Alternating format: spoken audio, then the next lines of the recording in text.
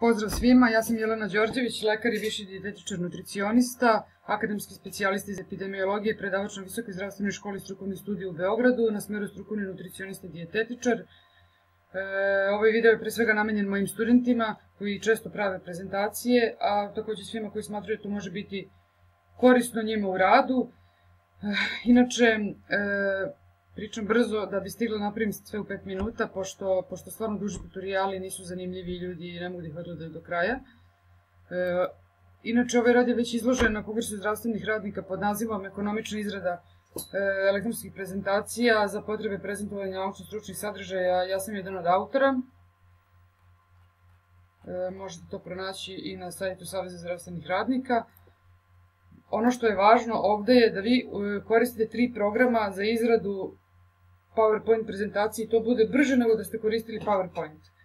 To je što ste radili slajd po slajd. Znači, treba vam jedan tekst editor, to je kod mene Word, može LibreOffice, može Kingfield Writer. Treba vam nešto što vam pretvara taj Word u PDF. Kod mene to podrazumeva i štampač. Vi možete da imate direktno iz Worda opciju Save as PDF ako koristite naprednije verzije Microsoft Worda, znači 2007 i naprednije. I onda, znači, kad to uradite, kad dobijete PDF, koristite jedan vrlo jednostavan i besplatan program, to je ovaj BoxSoft Free PDF to PowerPoint Converter, njega koristite i instalira se, naći ćete ga negde na netu i on vam direktno prebaci u PowerPoint prezentaciju u kojoj se prave slajdovi male veličine, znači ceo fajl je male veličine, nema šanse da se slova pomeraju levo ili desno ili da se gube tabele ili da odlaze dole ispod slajda, bez obzira na kom računaru vi to otvarate.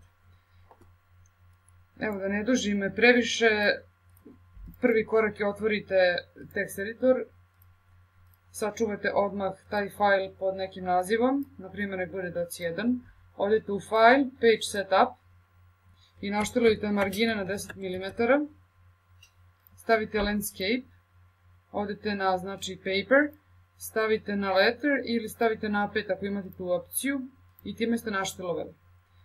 Koristite Times New Roman font i veličinu slova od 24-26 za naslove koji su glavni, znači, na primjer ovdje ide naslov, enter, sve normalno radite kao u Wordu i na kraju svakog slajda odete na insert break, page break i dalje nastavljate normalno da kucate kako želite, samo što je jako važno da slova budu, znači, slova u tekstu koje nisu pod naslovi da budu veličine minimalno 16, da bi se to lepo videlo kada se izbaci video BIM-om na platu.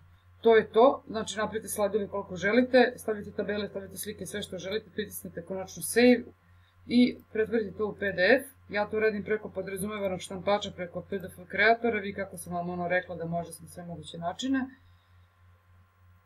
Evo sad ću da prebacim. Tako je, sačuvam gde sam sačuvala i osnovni fajl. Evo, uskoro će da se otvori. Evo, pogledajte, znači izgleda kao da su otvorili slajdove. Vi čak možete i ovaj PDF da takođe idete na, sad ne mogu da se setim koja je to opcija koja prečite na tastaturi, ali da idete na full screen, ništa, zatvorite taj PDF i idete na sledeći korak. Otvorite ovaj BoxSoft Free PDF to PPT, odete na Next, nađete taj PDF file iz koga treba se naprave PowerPoint prezentacija i samo kliknete na Convert na desktop. On će ga za par sekundi napraviti, neka treba par minuta ako je, na primjer, fajl ima nekoliko stotina slajdova.